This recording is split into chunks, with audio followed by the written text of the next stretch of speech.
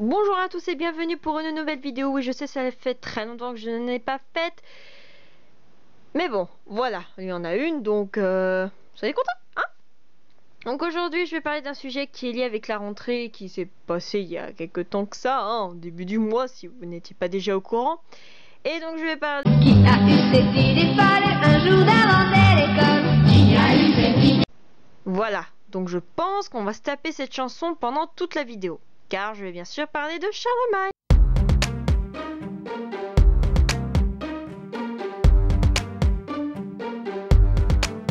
Charlemagne est donc né en 742. C'est le fils de Bertrade et de Pépin le Bref. Ah oui. Petit aparté pour clarifier quelque chose. L'expression bref, comme disait Pépin, est complètement stupide et totalement agaçante. Alors ce qu'il a dit, veuillez s'il vous plaît arrêter de la dire. Merci. Donc, au début de son règne, après la mort de son père, il règne avec son frère Carloman en se partageant les territoires. Mais Carloman meurt après 3 années du règne et son frère devient officiellement le roi. Voilà.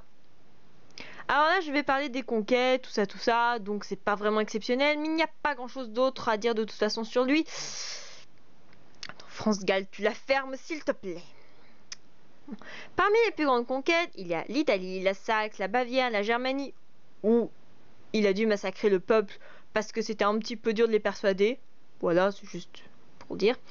Une partie d'Espagne et la Hongrie, ou le royaume avare, car il aimait l'argent. Avare. Mais bon, j'aurais essayé. Bon, s'il a fait tout ça, parce que oui, c'est pas parce qu'il avait rien d'autre à faire, c'était bien pour une raison, c'était pour faire régner le christianisme partout. Et c'est pour ça que ça a duré 30 ans. 30 ans. Genre, le mec, il a pris toute sa vie pour faire régner le christianisme. Voilà, j'ai envie de dire, c'est un gros malade. Mais bon, dans son empire, on pouvait compter ses héritages, ses conquêtes, les territoires byzantins et les aides de l'église. Et c'est comme ça que je vais faire une magnifique transition. C'est pas beau ça? Donc, les états de l'église lui appartenaient. Pourquoi? Parce que toutes ces conquêtes l'ont en fait vraiment beaucoup aidé. Puisqu'en vaquant les Lombards en Italie pour donc faire régner le christianisme, le pape le remercie en le couronnant empereur le 25 décembre 800. Franchement, devenir empereur comme cadeau de Noël, c'est quand même pas vachement bien. À côté, ta mamie, elle peut s'habiller avec ses pulls qui grattent. Hein. Bon, là, on va parler de l'école. C'est ce sacré Charlemagne, sacré...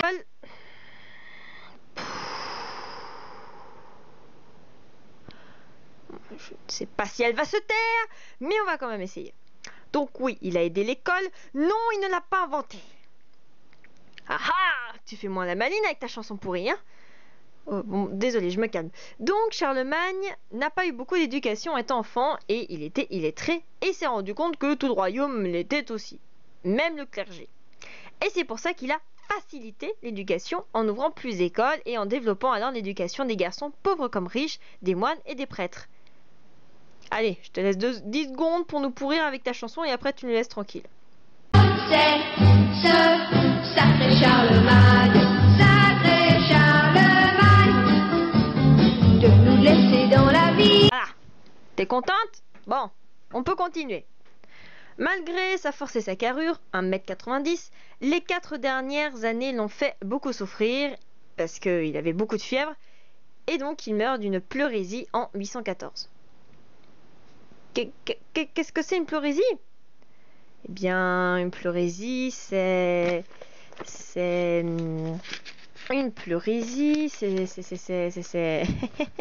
Non, mais il faut me laisser chercher. Enfin, à un moment, voilà, hein, Non, regardez dans le dico.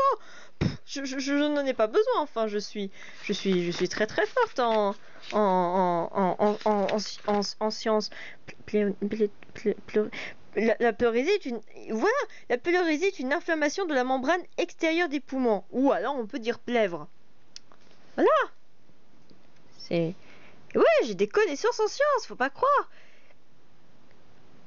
Et en lecture de dictionnaire, pourquoi vous dites...